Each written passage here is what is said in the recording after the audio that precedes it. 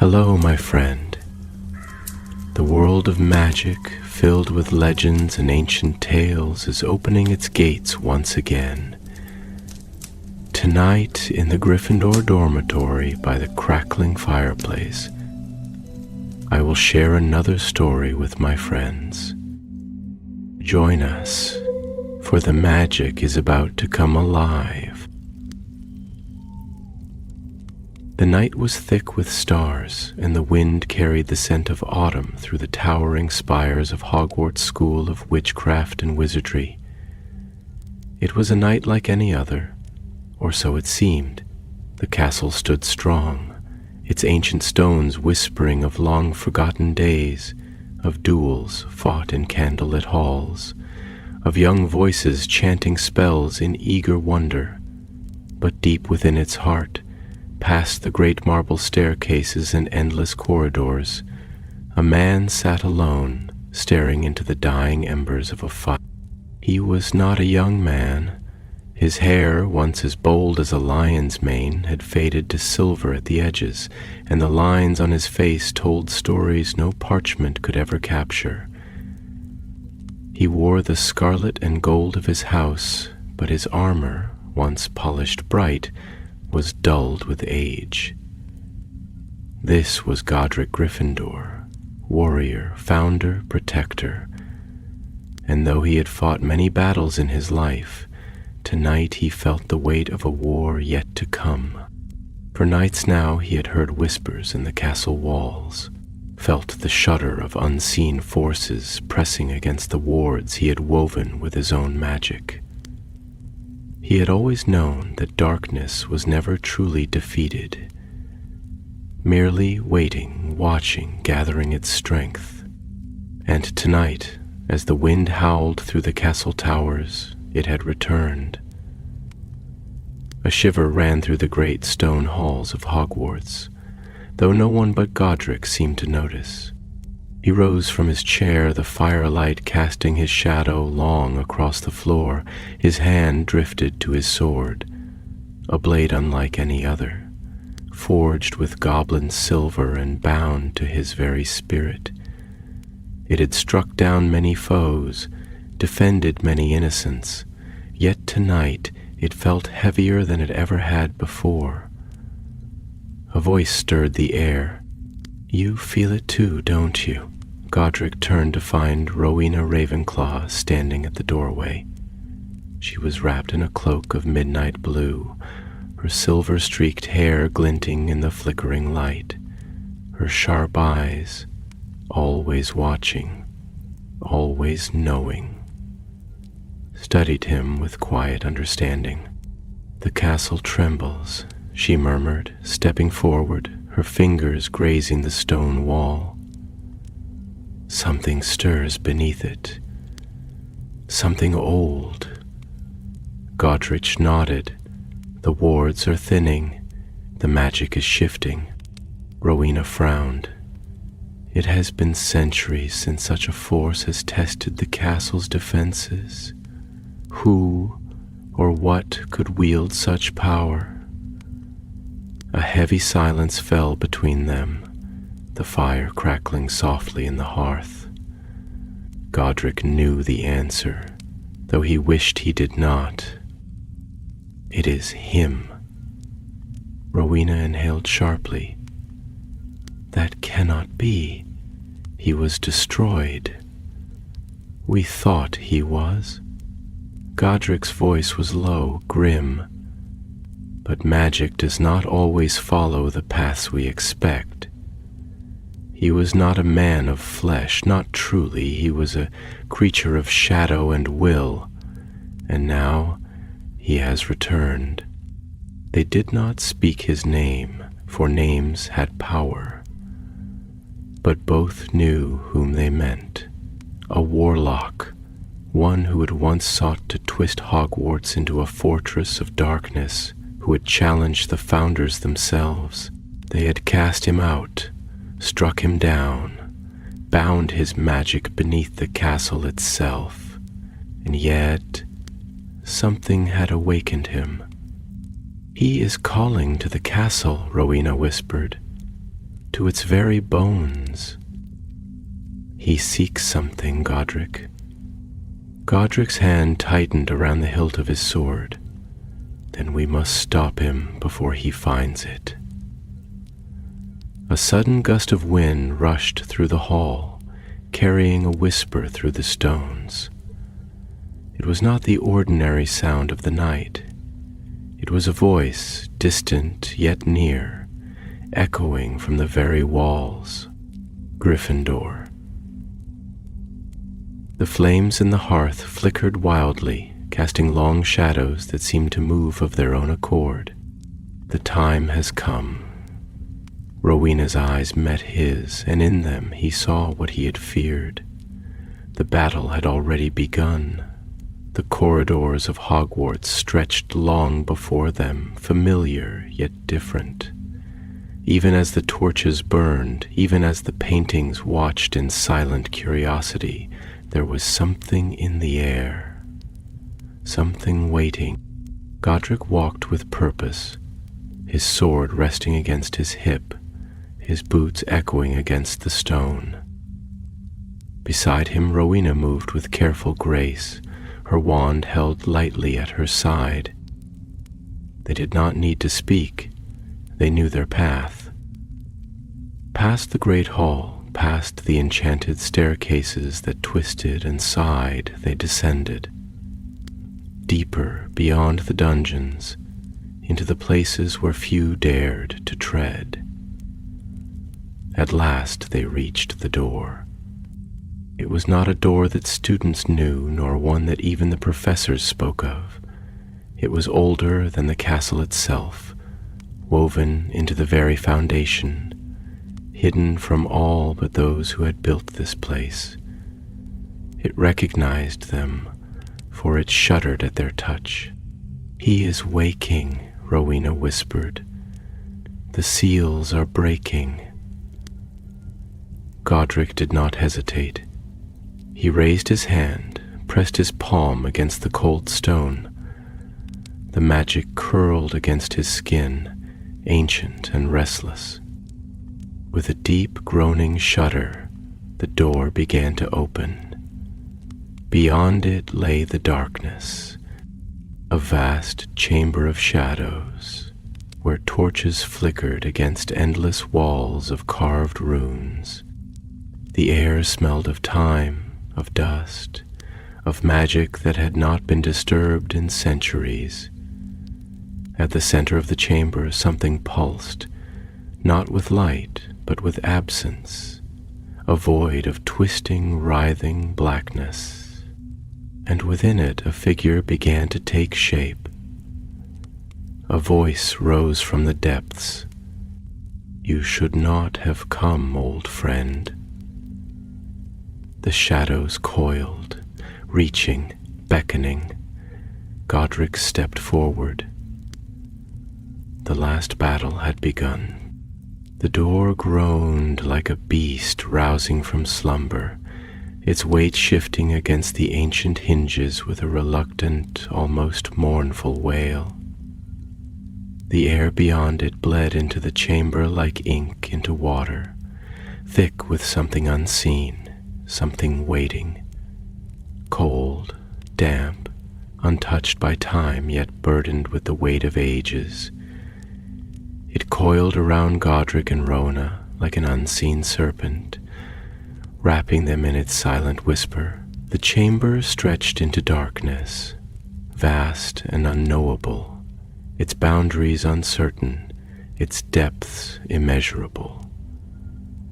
The torches along the walls flickered, struggling to cast their light, their flames fragile in the breath of something that did not belong to this world, something pulling the very essence of warmth from the air. Godric stepped forward first, his boots striking the stone with slow, deliberate force, each footfall ringing out in defiance of the void that loomed before them. He did not rush. He did not falter. His sword, heavy with the echoes of past battles, rested against his side like a loyal hound awaiting its master's command. And yet, as his fingers brushed the hilt, He could feel the tremor in his own grip. Not of fear, no. Rowena followed beside him, her steps softer though no less deliberate. Her cloak, dark as a raven's feather against the shifting half-light, trailed behind her, its edges whispering against the ground like an unseen current moving through water. She had always moved like this, a presence that did not demand attention, yet held the gravity of 1,000 unwritten stories. Her hands, delicate yet certain, curled over the grip of her wand, and her mind, always spinning its great, endless constellations of thought, pressed itself now against the puzzle before them. For a long moment, neither spoke. Then Rowena exhaled, a breath that did not quite belong in this place, its warmth dissolving into the void as if the air itself refused to carry it. Her fingers brushed the stone wall beside her, tracing the carved runes, feeling the indentations where time had worn away the sharp edges of magic once engraved with unwavering purpose. "I can feel it now," she murmured at last, her voice a ripple through the silence, as if the very walls leaned closer to listen. "The enchantments are breaking, unraveling at the edges, like a tapestry left too long to fray. The castle resists, but its defenses are weakened. The magic that binds this place is being rewritten beneath us, and we are walking into the heart of the rupture." Godric turned his gaze toward her, his expression unreadable beneath the flickering torchlight, though his thoughts weighed heavy in the set of his jaw, in the slight narrowing of his eyes that held not skepticism, but something deeper, more reluctant, an understanding he wished he did not have to face. "It should not be possible," he said, his voice a low rumble, heavy with the iron certainty of a man who had spent his life forging the foundations of this very place. "The spells we wove into these stones were not meant to break. We crafted them with intention, with sacrifice. I have walked these halls since the first stones were laid, Rowena. I know this castle like I know the blade at my side. And yet," he exhaled sharply, a growl of frustration buried beneath the weariness in his breath, "and yet, something has found its way through." Rowena did not look at him at first, only let her fingers still against the stone before withdrawing them, tucking her hands beneath the folds of her cloak as if to shield them from the cold, though both knew it was not the cold that sent that small shiver through her frame. When she finally met his gaze, her own eyes, sharp and deep as a well of midnight stars, held not fear nor doubt, but something else. "Godric?" Her voice was softer now, though no less firm. "Have you considered that perhaps the magic did not fail of its own accord, that perhaps, just perhaps, it was always meant to break?" Silence. Not the silence of hesitation, nor the silence of ignorance, but the silence of a thought that had already taken root, unspoken, unwelcome, and yet impossible to deny. Godric's jaw tightened. He looked past her toward the void ahead, where something pulsed beneath the air, not with light, but with something opposite of light. A presence, a pull, like the tide beneath a moonless sky. "I have considered it." His voice was quieter now, though no less steady. "And I have no choice but to consider what that would mean."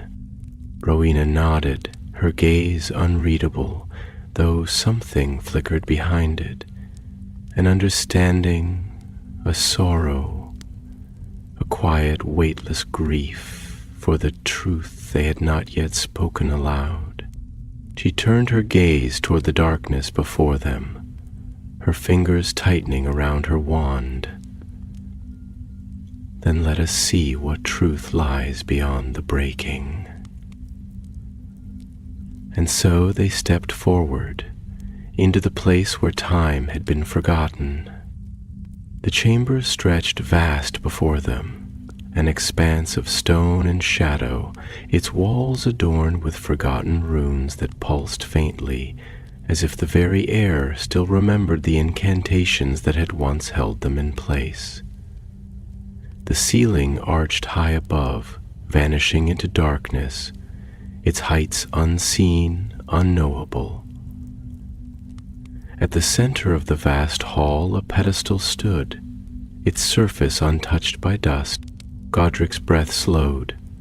"That," Rowena whispered, her voice barely more than a thought given form, "should not exist."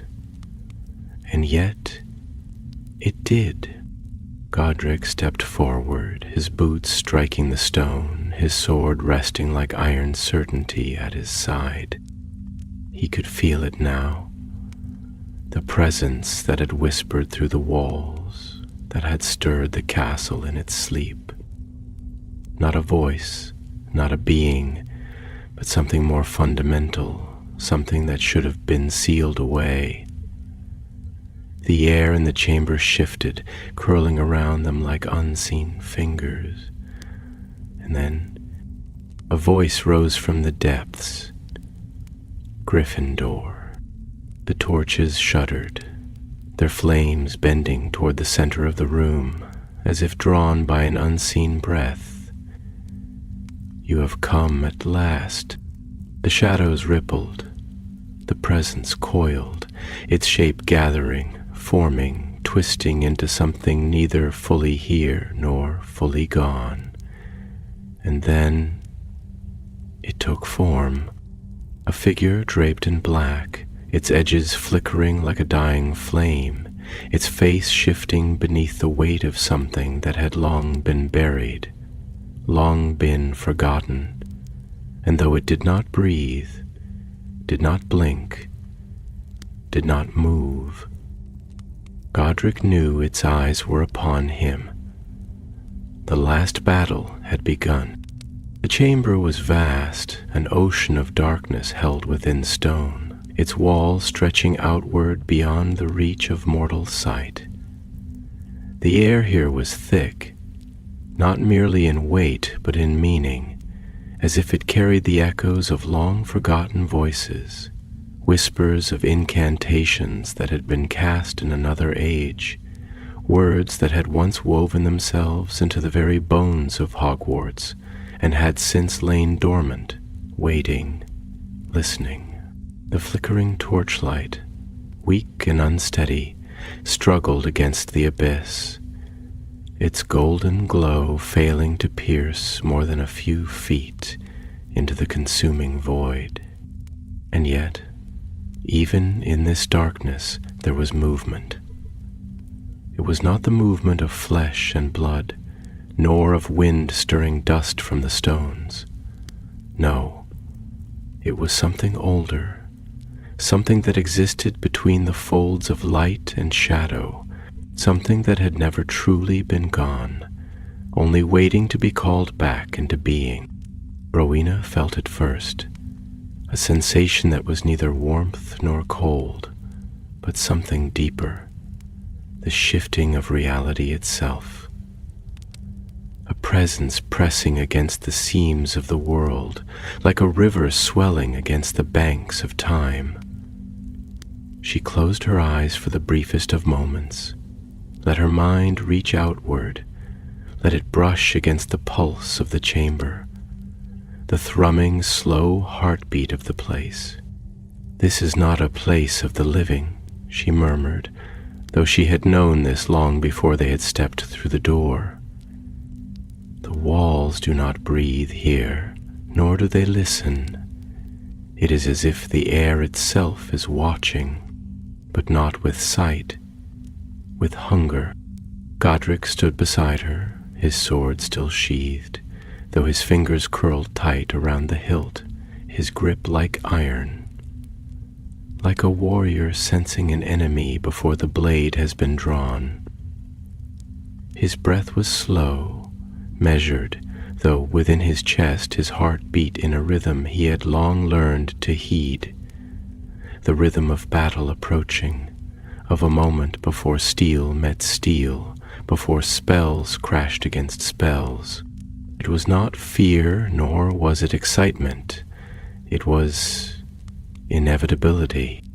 Not a place of the living, he echoed, and his voice was lower now, heavier.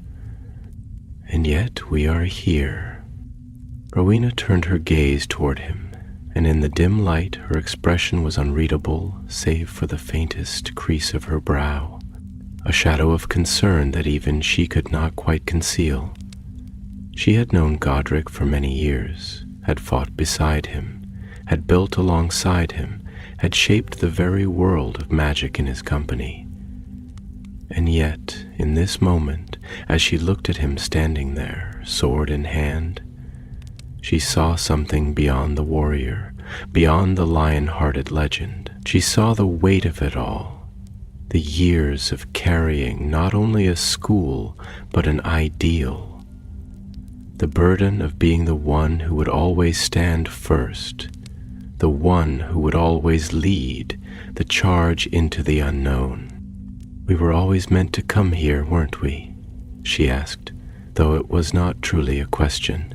From the very moment the four of us laid the foundation of this school, from the moment we spoke the first enchantments into its stones, from the moment we made the choice to create something that would outlast us, it was always going to lead us here, to this moment. Magic has never been a thing that rests quietly in the world, Godric. It moves, it breathes, it resists stagnation. And just as we built this place, just as we forged our legacy into its walls, something else has been waiting, watching, knowing that one day the old magic would need to be tested. Godric did not answer immediately.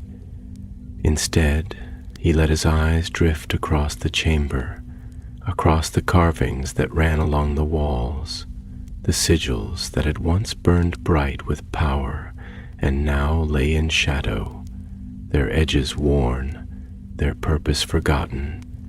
He thought of the centuries that had passed, the generations of students who had walked these halls, unaware of the forces that slumbered beneath their feet. He thought of Salazar, of the final argument that had torn them apart, of the way their voices had echoed through the halls that night, not merely in anger but in sorrow.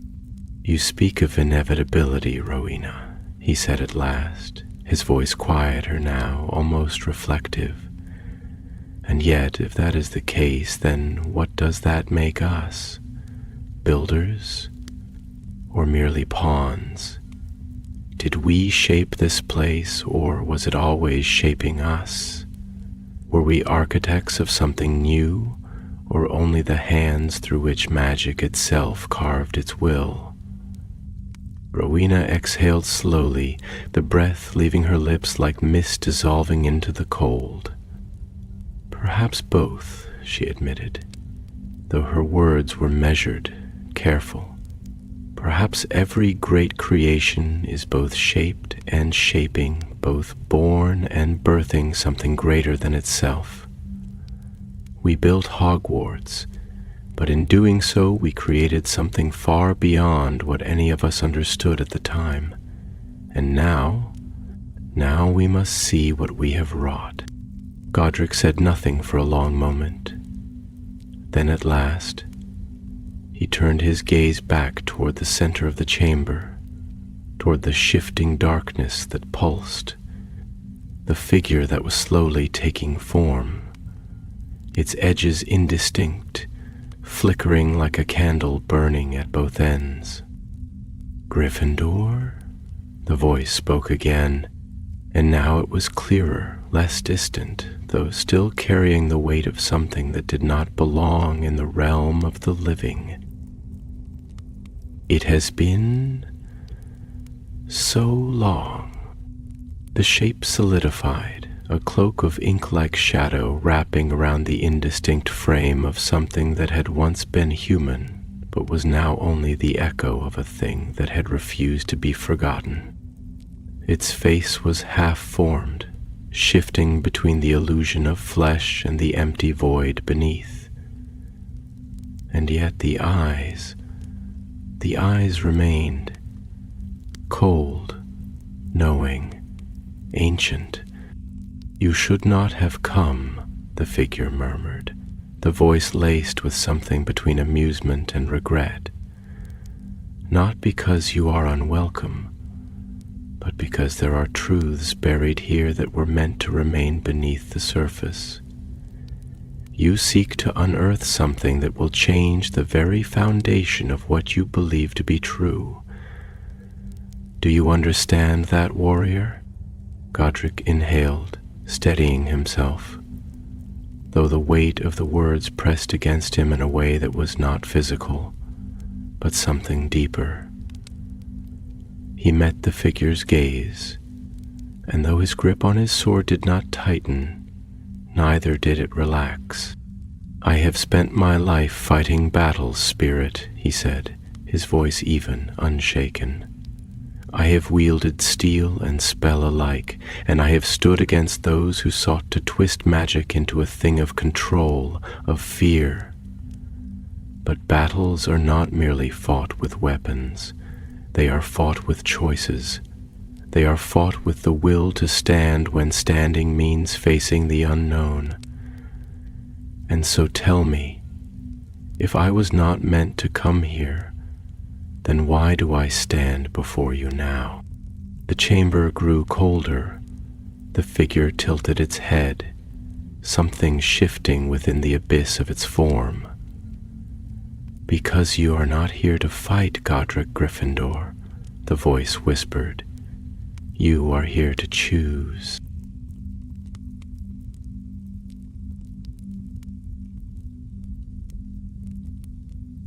And as the words settled into the air, the shadows rippled, and something in the very fabric of the chamber began to change.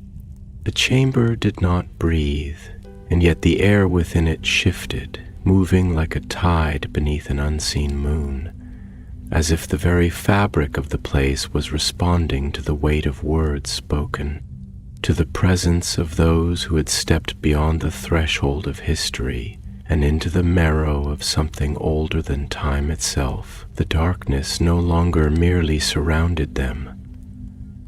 It was alive in the way the ocean is alive, not simply with movement, but with depth, with weight, with a terrible and silent knowing that stretched far beyond the limits of what could be seen. The torches that lined the walls, once flickering with some feeble attempt to assert themselves against the abyss, began to bend inward, their light curling unnaturally toward the center of the chamber, toward the figure that had begun to take form. They were not being extinguished nor snuffed out by some external force. They were being drawn into the void. Light did not die here. It was devoured, consumed by something that did not hunger in the way of beasts, but in the way of forgotten things that had waited too long to be remembered. Godric did not move. His stance was steady, his feet firmly planted upon the ancient stone, though the weight of the moment pressed upon him like the still air before a storm, heavy with the unspoken promise of something that had already begun and could no longer be undone. His fingers, still curled around the hilt of his sword, did not tighten, nor did they slacken. He was not afraid. Not in the way men feared battle, nor in the way they feared death, but there was a different kind of fear here, one that did not come from the threat of steel or spell, but from the whispering realization that some doors, once opened, could never again be closed. Because you are not here to fight, Godric Gryffindor, the voice spoke again, though it no longer carried the distant echo of something drifting through the void. It was clearer now, more present, as if the air itself had given it shape. You are here to choose. The words did not merely ring in the space between them. They settled, seeped into the cracks between stone, into the hollow spaces between past and present, between what had been and what could be. Godric's exhaled slowly, a breath that did not seem to belong in this place, and yet he let it fill the silence, let it push back against the creeping stillness that had begun to curl around the edges of his mind. You speak of choice, he said, his voice low, steady, though the weight behind it was not simple defiance, nor even mere curiosity. But a choice is not simply a thing given. It is a thing earned, a thing understood. A man does not make a choice unless he understands what lies on either side of the decision. So tell me, if you say I am here to choose, then what is it I must choose between? The figure did not move in the way a living thing moves, and yet there was something in its shifting presence that suggested consideration, something that flickered in the depths of those cold, ancient eyes. Not mere calculation, but something far heavier. You misunderstand, as all who walk in the light misunderstand, the voice murmured, almost amused, almost regretful, though not quite either. You think that choice is something that presents itself like the branches of a river, that a man may look at two paths and decide which road he shall take. But that is the illusion of the living. The truth of choice is something deeper, something more terrible. It is not the river branching, but the moment before the river is ever carved into the earth. You do not choose between two things, Godric Gryffindor. You choose whether or not the world itself will bend beneath the weight of your will. Rowena had been silent, her gaze fixed upon the shifting mass of shadow before them, her mind weaving itself into the fabric of the moment, unwinding its many threads, pulling apart the layers of truth and falsehood, of philosophy and deception, of power and consequence. She had always been the one to see beyond the first layer of a riddle, to understand that knowledge was never a single thing, but an unraveling of infinite meanings. And yet even she, in all her wisdom, felt the edges of something she could not yet define, something vast and terrible and beyond even her comprehension. You speak as though we were never meant to reach this place, she said at last, her voice quiet, but carrying within it the sharp edge of a blade honed by intellect, not steel. And yet, if you are here, and we are here, then that means the magic of this place, whether by will or by fate, has led us to this moment. Do you believe in destiny, Spirit, or do you believe only in the inevitability of all things? The figure tilted its head slightly, the motion uncanny, wrong in a way that was difficult to name, as if it had been crafted from the memory of a movement rather than the thing itself. What is destiny, if not the illusion of inevitability? The voice whispered, its tone shifting like wind through hollow corridors. Men believe in fate because it comforts them, because it allows them to pretend that their lives are a single thread in a great woven pattern, that they are not alone, that their suffering has meaning, But what if I told you that there is no pattern?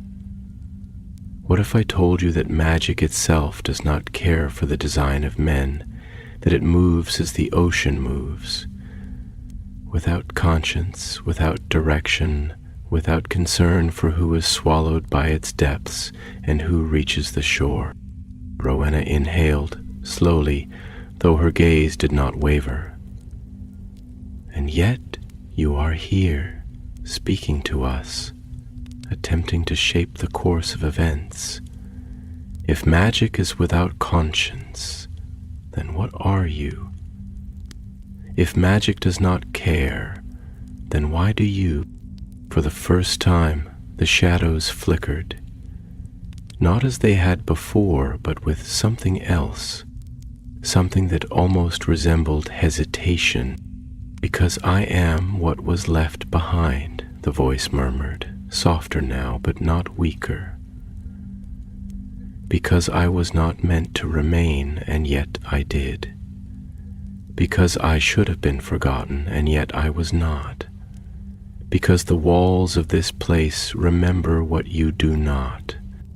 Godric felt the cold press deeper now, not merely into his skin, but into something beyond it, into the very space where thought and memory intertwined, where doubt lingered like mist on a battlefield at dawn. Then tell me, he said, and now his voice was not defiance, nor was it challenge. It was something more simple, more quiet, and yet more resolute. Tell me what it is that we have forgotten. The torches dimmed, the chamber shuddered, the shadows drew in closer, as if the very air had collapsed upon itself, and the voice, now echoing, now surrounding them, now whispering through the bones of the castle itself, spoke a single word. The darkness rushed inward, and the past began to wake. The chamber sighed as if the stone itself had drawn a breath, as if the very walls had exhaled after centuries of silence. The air grew denser, thickened with something unseen but deeply felt, something that did not simply rest within this place but had become it, woven into its very foundations, into the marrow of its stone, into the echoing quiet that had lingered for so long that it had become indistinguishable from the air itself. The name had been spoken, and the name had been heard. Salazar. It did not merely exist within the boundaries of sound. It was something felt, something that pressed against the skin, like the weight of a memory long buried but never truly gone. A presence that had lain dormant in the depths of the castle, waiting, biding its time, lingering in the spaces between the walls, in the hollow chambers beneath the great staircases, in the shadows that stretched just a little too long in the torchlight.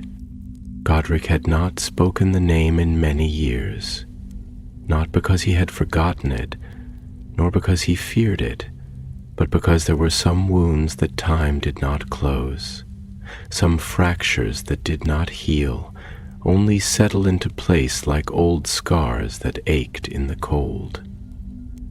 And yet, hearing it now, in this place, in this moment, spoken by something that was not entirely of the world of the living, something that had waited in the darkness for longer than any man could truly comprehend, he felt it all return.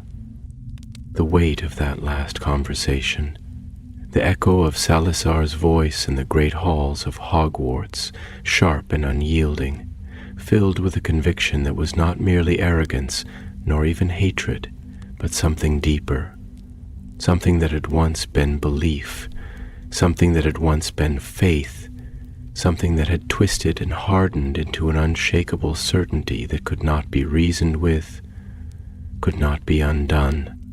Rowena had been there that night, as had Helga.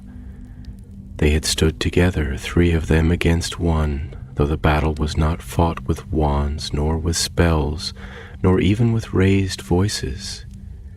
It had been a battle of wills, of principles, of ideas so deeply embedded in each of them that they could not be pulled apart without tearing something vital from their very souls. And yet it had been Salazar who had left, Salazar who had turned his back, Salazar who had walked away, Salazar who had abandoned the dream they had built together, not because he did not love it, but because he had loved it too much, loved it with such fervor, such unrelenting certainty, that he could not bear to see it shaped into something that defied his vision. And now here, in this place of shadows and echoes, in this place that should not exist, in this place where time had gathered in stillness like dust upon an untouched shelf, his name had been spoken again, and something stirred.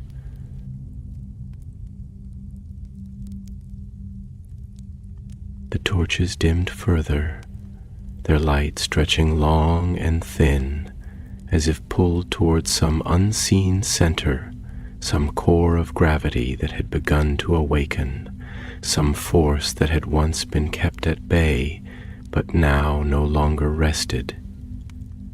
The chamber trembled, not with violence, not with destruction, but with the slow, inevitable shift of something being remembered. It was never meant to be forgotten. The voice came from everywhere, from the walls, from the air, from the very bones of the castle, and yet it did not belong to the one who had spoken before. It was different, older, but not with age alone, with something else, something far heavier. This place remembers, though you do not. This place keeps what you have buried. You speak of choice, of inevitability, of power and will, but do you know, Godric Gryffindor, what it is that you truly left behind? Godric did not answer immediately. He let the words settle, let them sink into the spaces between his ribs, let them settle into the places within himself that he did not often allow to be touched. He had never been a man to dwell on regret. Regret was a thing that bound the hands, that dulled the edge of the blade, that slowed the swing of the sword. And yet, standing here, in this place that had existed outside of time, in this moment where the past was no longer merely a thing remembered but a thing manifest, he could not deny that something in him had cracked, just slightly, just enough to let the cold in. "I know," he said at last, his voice quieter now, not weak, not uncertain, but weighted in a way that only truth could be. "I have always known." There was silence, then, but it was not an empty silence. It was a waiting, and then the shadows gathered. The center of the chamber, where once there had been only emptiness, shifted, the air tightening, the darkness thickening, the torches bowing towards something unseen, some force that had begun to take form, to take shape, to coalesce into the echo of something long lost. And then before them, standing as if he had never left, standing as if the years had not passed, standing as if the weight of time had meant nothing at all, Salazar Slytherin stood once more. He was not a specter, nor a ghost, nor a mere memory. He was not the shifting, half-formed figure of the shadow that had spoken before.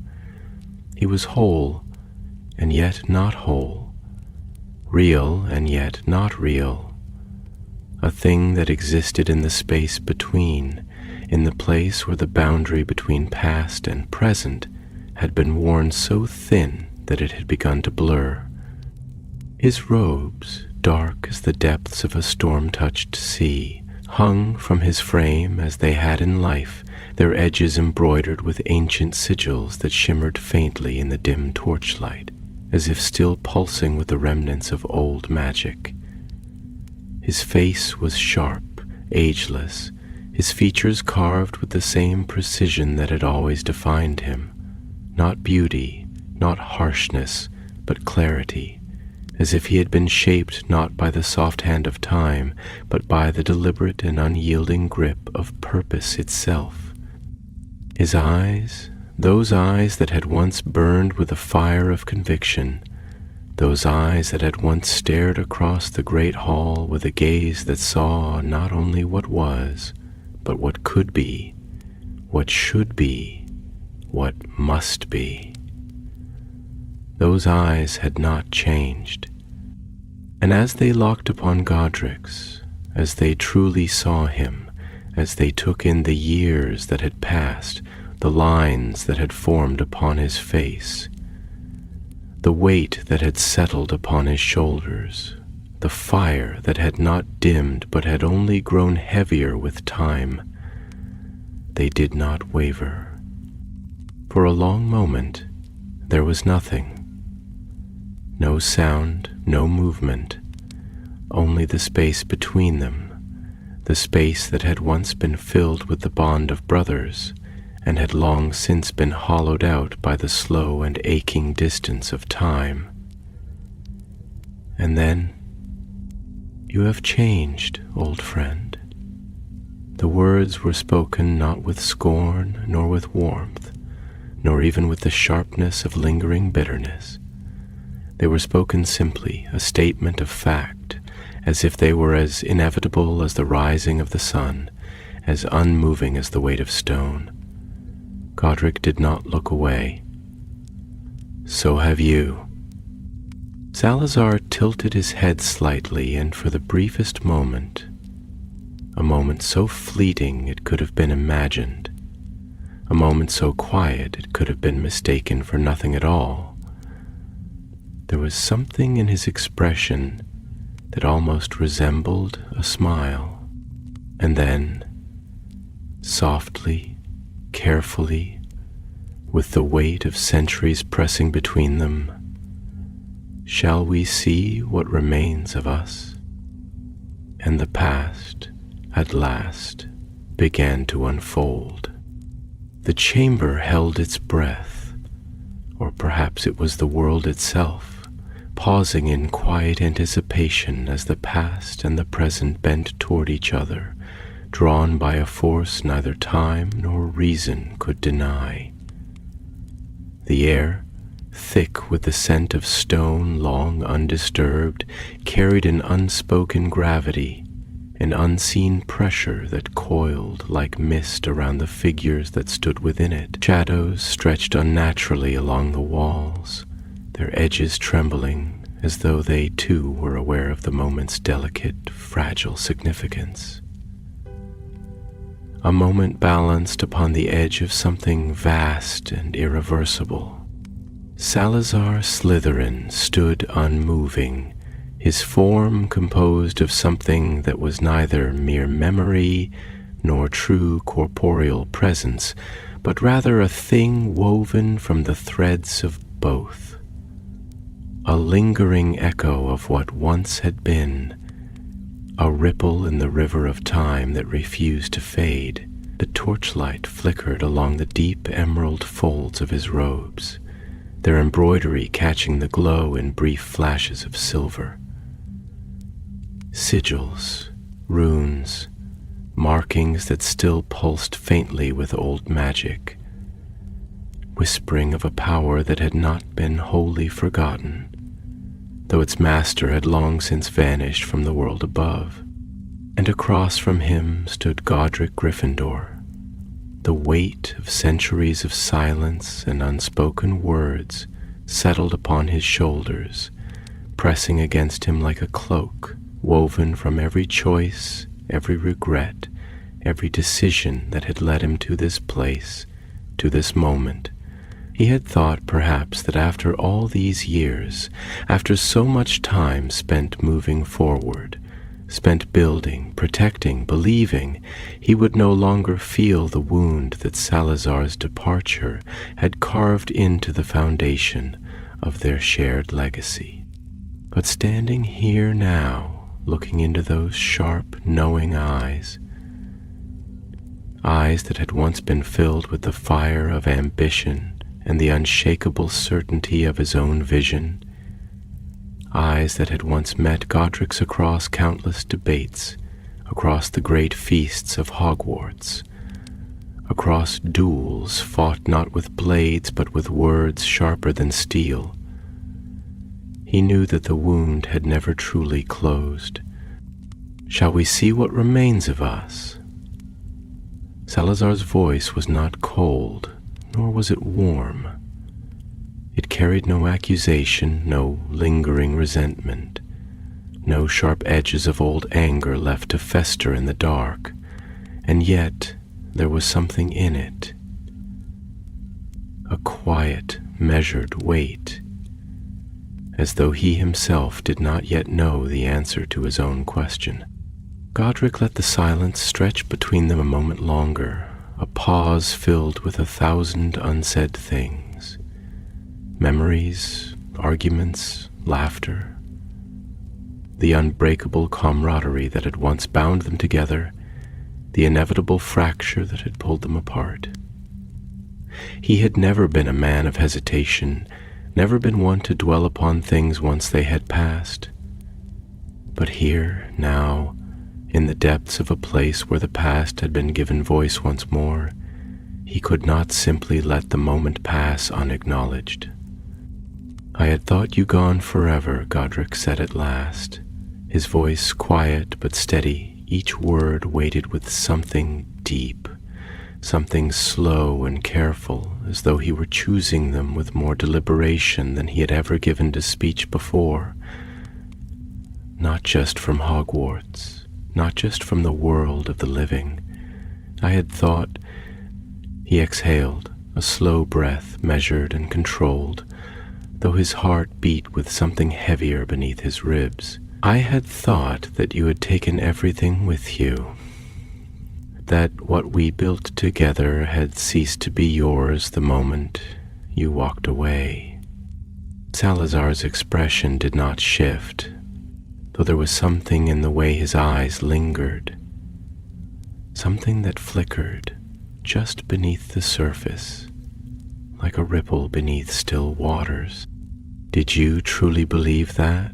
he asked, and there was no challenge in his voice, only an earnest curiosity, an edge of something almost akin to sorrow, not for himself, nor for what had passed, but for the inevitability of what had always been waiting between them.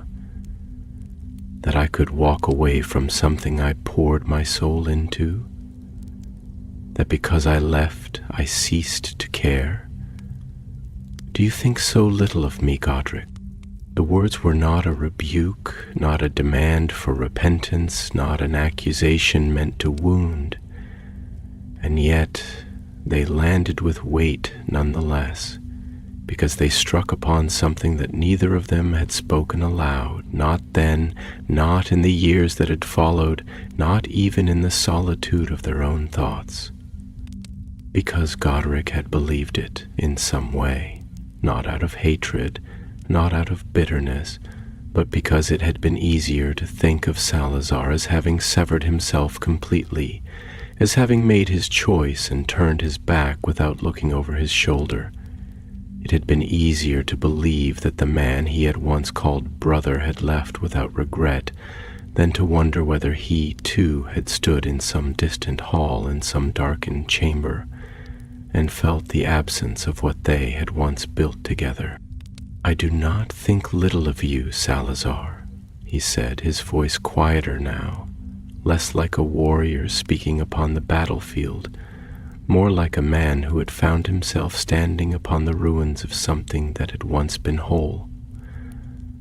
"But I do not know what you would have me believe. You left and we remained. You walked away and we carried on. We had no choice but to move forward without you. Salazar inclined his head slightly, though whether it was in acknowledgement or in thought, Godric could not quite tell. His presence, though not fully of this world, did not feel like a ghost's. It was more than memory, more than mere lingering energy. He was real in the way that unfinished stories are real, in the way that unresolved fates continue to echo through time. And yet, Salazar murmured, his voice thoughtful, almost absent in the way one speaks when they are considering their own words even as they are spoken. You stand here now, in the depths of a place that should not exist, speaking to a man who should no longer be able to answer. What does that say, Godric? That you have moved forward? That the past is buried and forgotten? If that were true, you would not have come.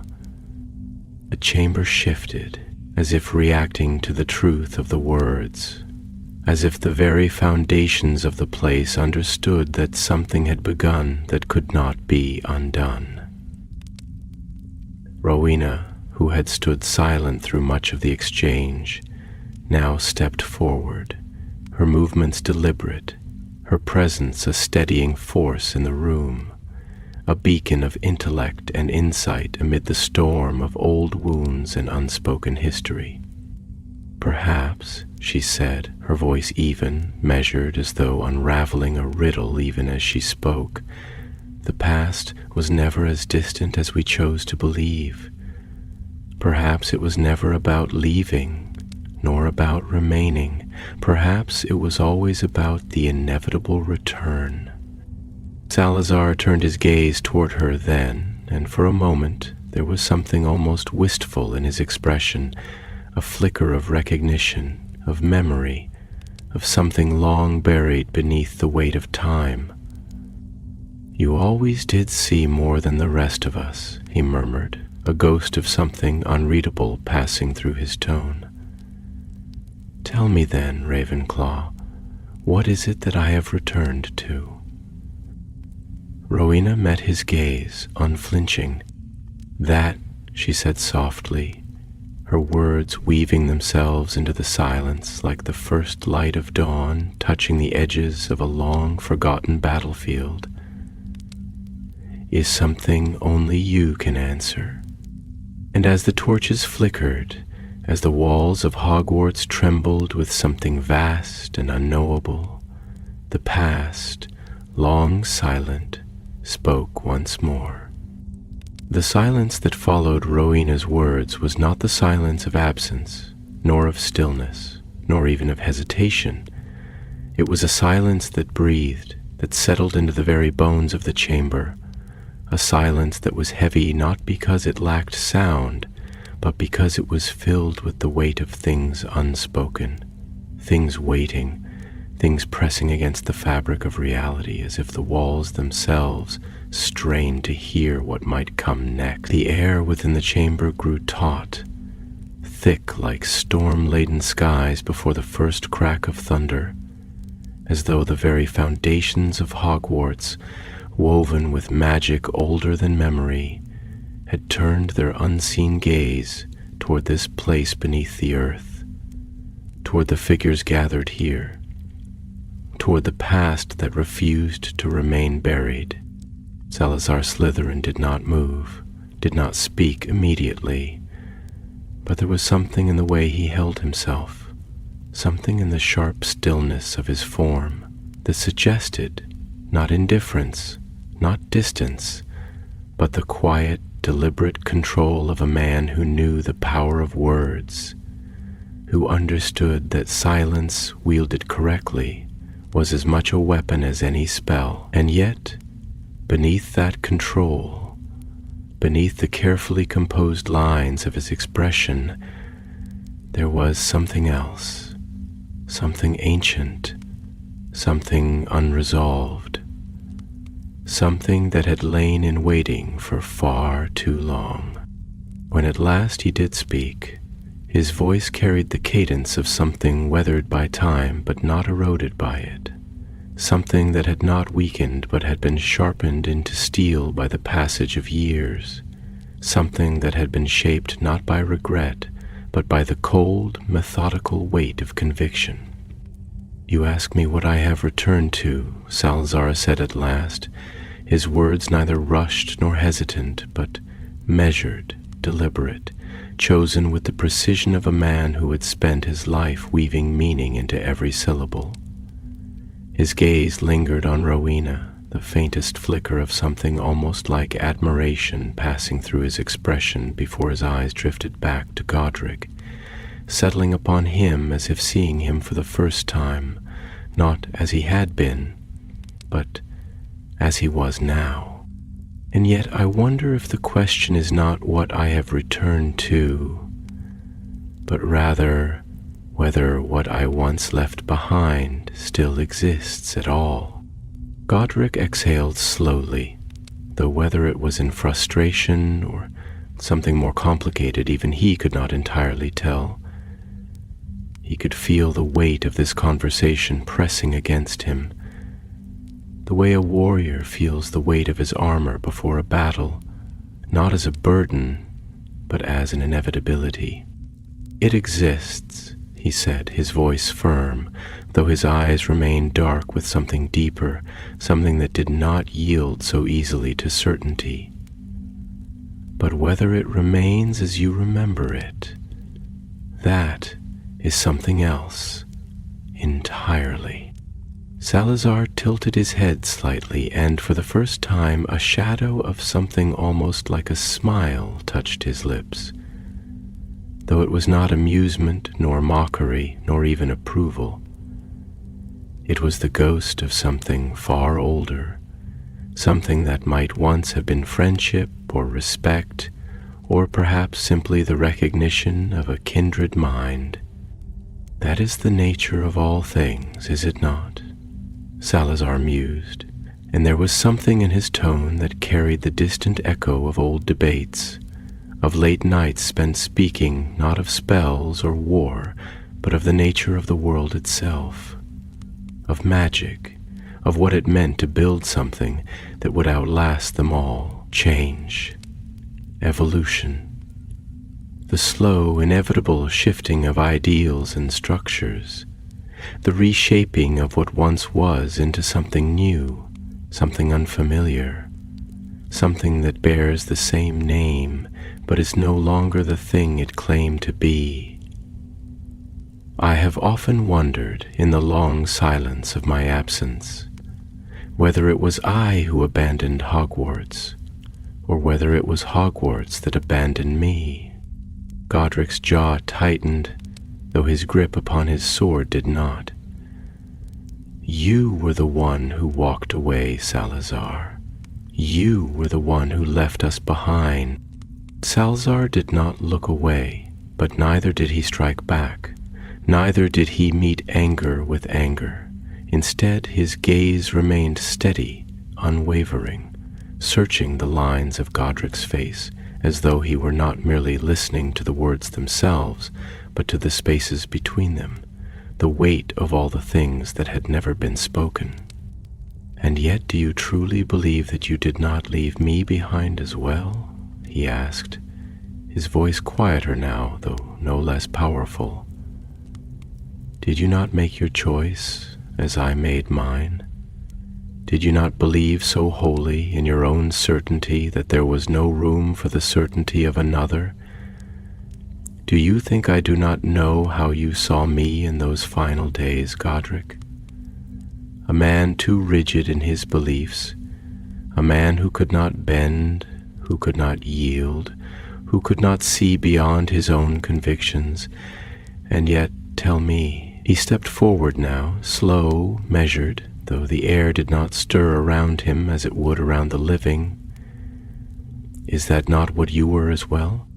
Godric did not step back, did not flinch beneath the weight of the words, but something within him shifted. Something stirred in the depths of his mind, in the places where old wounds had long since hardened into scars, but had never truly disappeared. "I did what had to be done," Godric said at last, and the words did not ring hollow, did not carry doubt, but neither did they carry the same unshakable certainty they once had. "I did what I believed was right, what I believed was best for Hogwarts, for the children who would pass through its halls, for the legacy we were meant to leave behind." "As did I," Salazar said simply, though there was no triumph in the words, no arrogance, no satisfaction in proving a point that had already been known. There was only truth, laid bare, unvarnished, unflinching. And Rowena, who had been silent, who had watched them with the same careful intensity she had always possessed, stepped forward now, her voice quiet but carrying within it the weight of insight, of understanding, of something that had been waiting to be spoken. "Perhaps," she said, her gaze moving between them, measuring, considering, seeing not only what was before her but what had always been. That was always the tragedy of it, was it not? That you were not enemies, that you were not opposites, that you were not destined to war against one another, but rather that you were two alike in the ways that mattered most, that you both believed so deeply in the sanctity of your own ideals that neither of you could bear to see them compromised. Godric said nothing. Salazar said nothing. But the silence between them, at long last, was not empty. It was full, full of the weight of years, of choices made, of regrets unspoken, of the slow and painful realization that history had not been written by one man's failure and another's triumph, nor by betrayal and righteousness, nor by the simple, convenient myth of one being wrong and the other right. History had been written by the tragedy of two men who had never truly stopped believing in the same dream, but had been unable to see the dream in each other's hands. And as the torches flickered, as the chamber shifted, breathed, settled, as the past and the present stood side by side, no longer at war but simply waiting, Godric spoke the words that had taken centuries to form. "What now?" And Salazar at last smiled. The chamber no longer stood in silence. It had become something else now, something more than a forgotten place, something more than stone and shadow and the echoes of words left unsaid for far too long.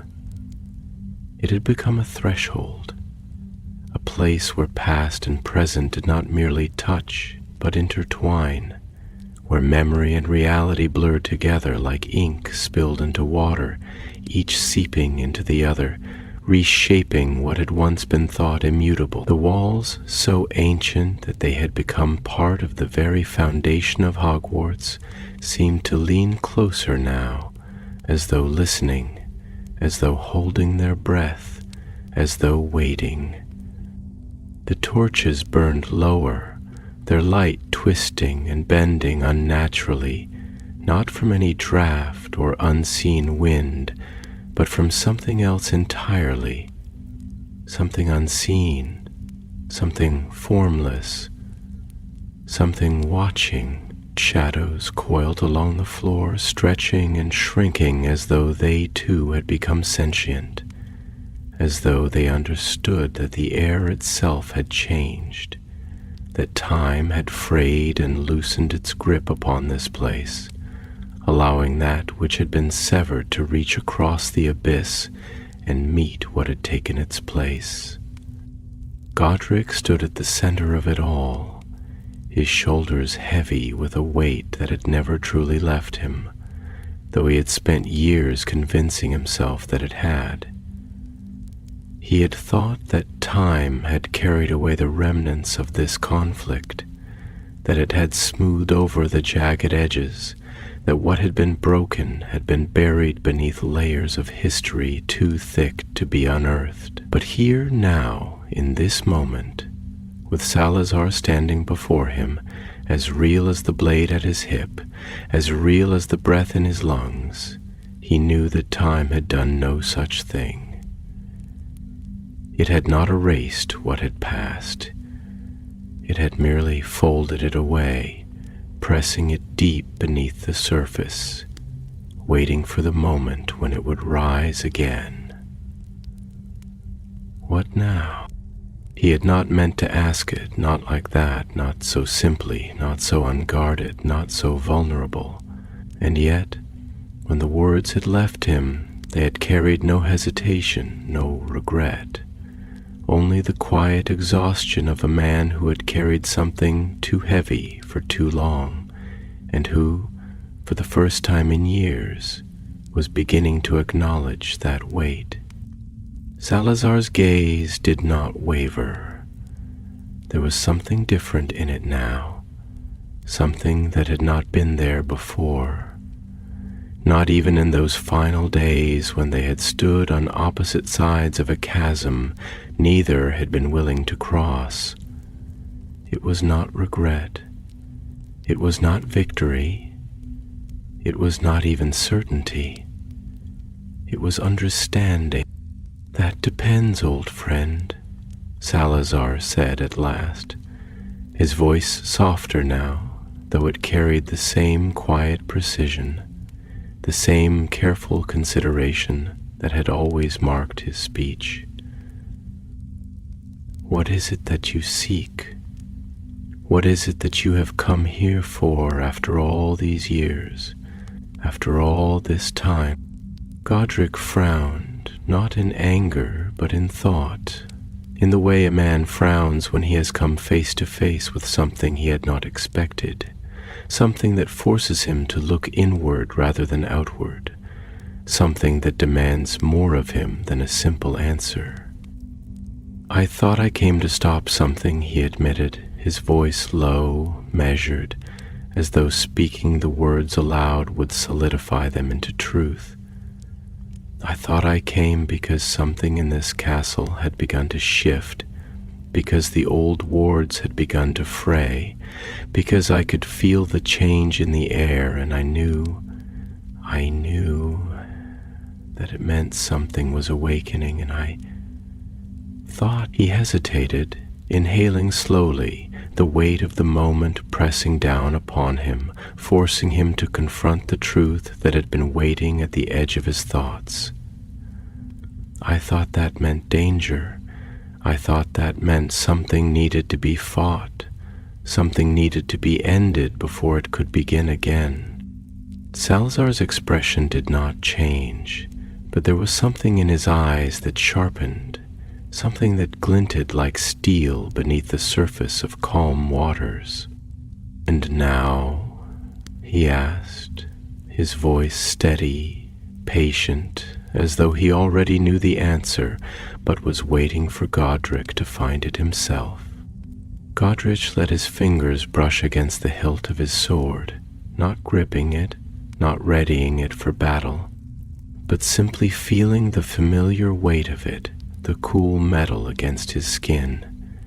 He had always been a warrior, a protector, a man who saw the world in terms of what needed to be defended, what needed to be preserved, what needed to be kept safe from harm. And yet, as he stood here now, facing the man he had once called brother, standing upon the very ground they had built together, he felt something shift, something unravel, something that had been wound too tightly for too long. "And now," he said slowly, "I wonder if I have been fighting a battle that no longer exists." Salazar inhaled, though he did not speak immediately. Instead, he turned slightly, his gaze drifting along the chamber, along the walls that had held their secrets for so long. along the ancient runes that still pulsed faintly with the echoes of magic that had once been cast here. He looked not at Godric, but at the castle itself, as though he were searching for something beyond the conversation, beyond the moment, beyond even the passage of time. "Tell me something, Godric," he said at last, his voice thoughtful, almost distant. "What do you believe Hogwarts is?" Godric blinked, taken aback by the question, though he did not dismiss it. He had spent his life within these walls, had poured his very soul into them, had fought and bled and sacrificed for them. And yet, in all those years, he had never thought to ask himself that question in such simple terms. "It is a sanctuary," he said, though even as he spoke the words he felt the weight of them settling upon his tongue, felt the complexity of them stretching beyond their simplicity. "It is a place of learning, of protection, of legacy. It is the place where we sought to create something greater than ourselves, something that would stand long after we were gone." Salazar nodded slowly, though he did not look at him. "And yet, for all that it is a sanctuary, for all that it is meant to stand beyond us, it was built upon a foundation of choice, was it not?" He turned then, his gaze sharp, unwavering. "Choice, Godric. The very thing that led me to walk away, the very thing that led you to remain, the very thing that led us here to this moment, where the past and the present have finally met again. We built this place upon the idea that students should be given the chance to find their own path, to make their own way, to shape the world as they saw fit. And yet, when the time came for us to do the same, we treated it as war rather than as the inevitable course of things." The words struck deep, not because they were harsh, not because they were meant to wound, but because they were true. Godric exhaled, slow and measured, before lifting his gaze once more. And in that moment, the weight that had clung to his shoulders for so long, the burden of loss, the ache of regret, the ghost of battles fought in silence, it finally began to lift. "So what now?"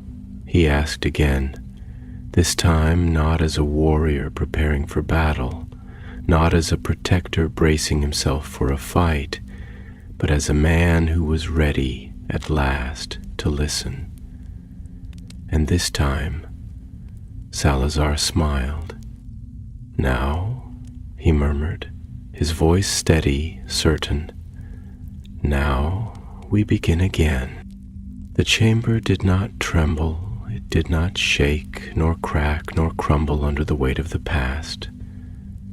There was no dramatic surge of magic, no violent rippling of power forcing its will upon the present. Instead, there was stillness, deep, unbroken, heavy with the quiet inevitability of change.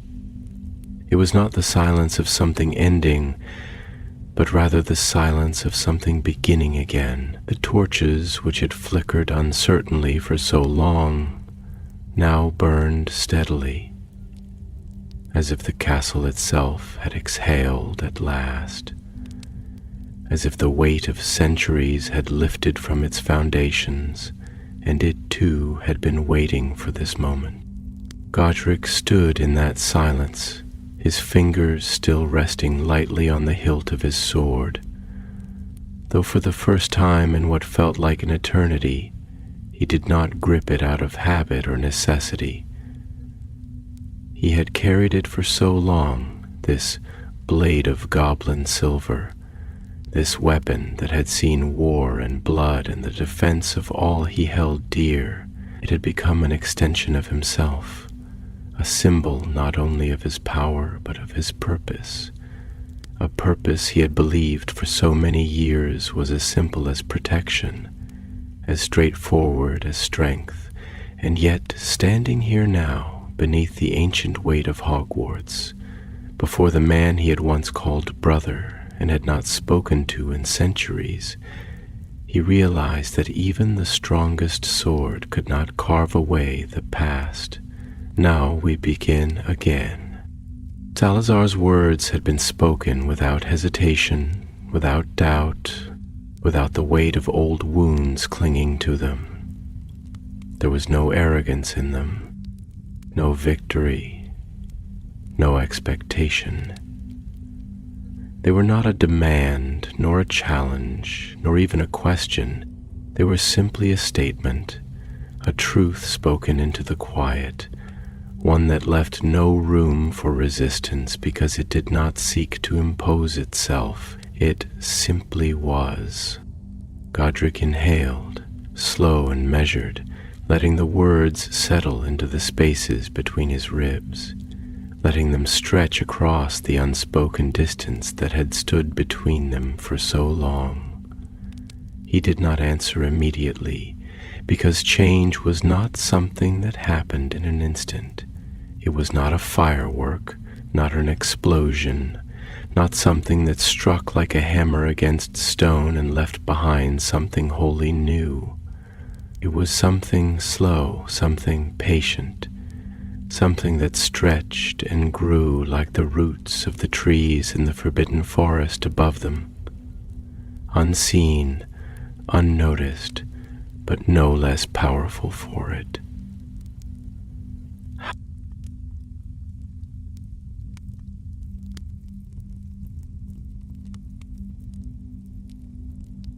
The word was spoken softly, not in doubt, but in curiosity, in openness, in a willingness that had not been present before.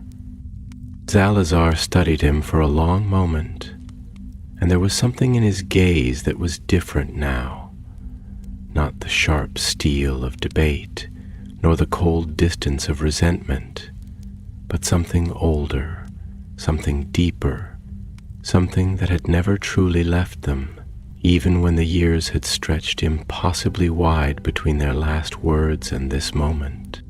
"Not as we once did," he said at last, his voice thoughtful, measured. "Not as men who believe their way is the only way, nor as builders who refuse to see the cracks in their own foundation. We cannot erase what has passed, nor can we pretend that it did not shape us, but we can look upon it with clear eyes. We can choose this time not to let the past chain us to the same mistakes. We can rebuild, not from stone alone, but from understanding." Godric let those words pass through him, feeling them settle into something that had long been waiting to be acknowledged. He had spent years defending Hogwarts from threats seen and unseen, from those who sought to harm it, from those who wished to twist it into something it was never meant to be. And yet, for all his battles, for all the fights he had won, he had never fought against the most dangerous enemy of all, the refusal to let go. "I did not know how to see you as anything but my opponent," Godric admitted, and the words were not easy, nor were they light, but they were spoken nonetheless. "When you left, it was easier to believe that you had abandoned us, that you had turned your back not only on Hogwarts, but on everything we built together. But I never once asked myself if I had done the same, if I had let my own certainty close the door before you ever truly walked away." Salazar did not smile, not exactly, but there was something in his expression that softened, something that flickered at the edges of his features like the faintest ember catching in the cold air. "You were never my enemy, Godric," he said simply, and there was no bitterness in the words, no lingering fire of old wounds, only truth. You are my equal, you are my friend, and if I walked away, it was not because I wished to destroy what we had built. It was because I did not believe I had a place in it anymore. The silence that followed was not empty. It was full, filled with all the things they had never spoken, all the things that had never been understood, all the things that had been waiting just beneath the surface for the right moment to rise again. Rowena, who had watched without interruption, stepped forward then, her presence a quiet force of reason, of wisdom, of something that had always been just beyond the reach of even the greatest minds. She did not speak immediately, but when she did, her words were spoken with the weight of someone who had always seen further than those around her. "Then perhaps it is time you reclaimed that place," she said, and there was no hesitation in her voice, no uncertainty, not as the man you were then, but as the man you are now. Salazar turned to her, and for the first time since he had appeared, something in him shifted, something eased, something settled. "Do you believe such a thing is possible?" he asked, not as a challenge, not as a jest, but as something quiet and sincere. Rowena smiled, then just slightly, the kind of smile that came not from certainty, but from possibility. "Magic has never been about what is possible," she murmured. "It has always been about what we are willing to believe can be." And with those words, the chamber began to change. The torches burned brighter, their light no longer stretched thin and weak, but warm and golden, illuminating the ancient stone as though the castle itself had stirred awake. The air, once thick with shadow and silence, grew lighter, no longer pressing down but lifting, rising, expanding into something open, something new. Godric took a step back, his eyes sweeping the chamber, feeling the shift, feeling the weight of something that had been buried for centuries finally, at long last, begin to breathe again. "Then let us begin," he said. And Salazar, for the first time in hundreds of years, nodded. The castle stood in silence, not the kind that spoke of absence or abandonment, but the kind that carried weight, the kind that belonged to sacred places, where words had once been spoken that would echo long beyond the lifetimes of those who had uttered them. The walls of Hogwarts had always been more than stone and mortar, more than corridors and classrooms, more than towers that reached toward the sky with all the defiance of an age that refused to be forgotten. They had memory. And now, at long last, something had shifted within them. The air in the great chamber beneath the school was no longer heavy with the past. Where once the shadows had crept along the edges of the walls, curling around the remnants of old magic, now there was light.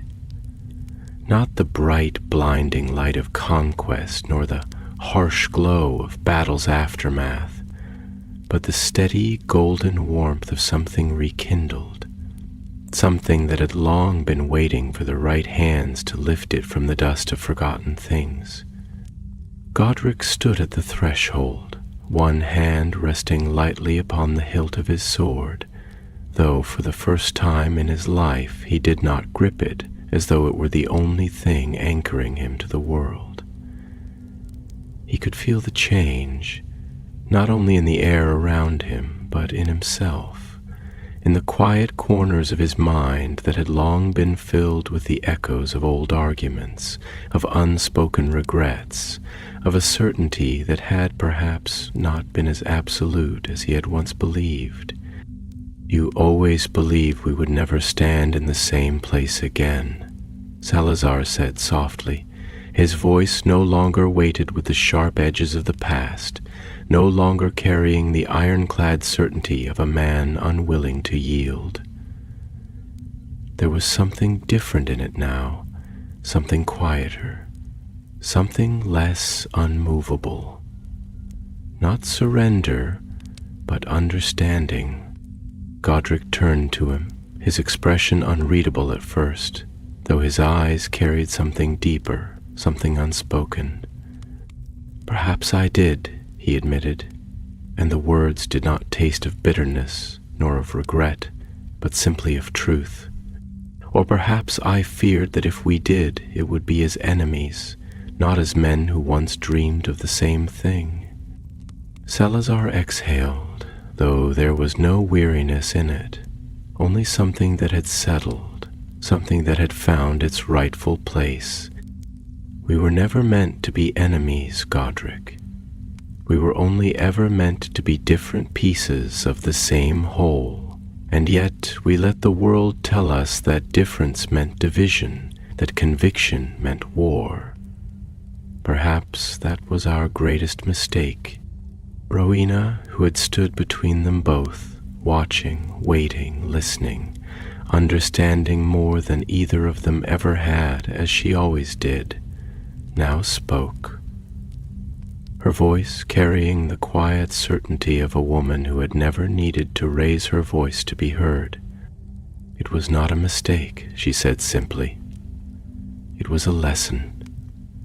And now we know what it cost us. Now we know what it means to lose something only to find it again, changed but not broken. That is the way of all things worth preserving, not to remain as they were, but to evolve, to be reforged, to rise again from what once was and step into what will be." Salazar turned to her then, and for the first time in all the years of their knowing, his gaze softened, not with calculation, not with measured wisdom, but with something simpler, acknowledgement. "You always saw further than we did, Rowena," he murmured, and there was no distance in the words, only truth. A small smile touched her lips, not one of triumph, nor of satisfaction, but simply one of peace. "Then see with me now," she said, and she extended her hand, not to either of them alone, but to the space between them, to the bridge that had been built not by force, not by victory, but by choice. For a moment, neither man moved, and then, slowly, without hesitation, they clasped hands. The moment was not loud, nor was it grand. There was no rush of magic, no great shuddering of the earth, no sudden revelation that the world had changed in an instant. But something did change. It changed in the way the air felt lighter now, in the way the torches no longer flickered uncertainly, in the way the walls of Hogwarts seemed to breathe, no longer holding their breath, no longer waiting for something to be made whole again. It changed in the way the weight that had lingered between them for so long was no longer a burden, but a history reclaimed, a lesson learned, a wound acknowledged rather than ignored, and perhaps that was the only magic that had ever truly mattered. The night air outside Hogwarts was cool and crisp, carrying with it the scent of the earth, of the endless forests that stretched beyond the castle, of the deep waters of the Black Lake that reflected the stars above in a perfect shimmering mirror. The sky was vast and open, a canvas of infinite possibility, untouched by the weight of the past, untouched by the things that had come before. Godric stood on the steps of the castle, his hands resting against the stone railing, his gaze fixed on the horizon. The wind tugged at the edges of his cloak, but he did not shiver, did not pull it tighter around him. He only stood there, breathing in the night, breathing in the newness of it all.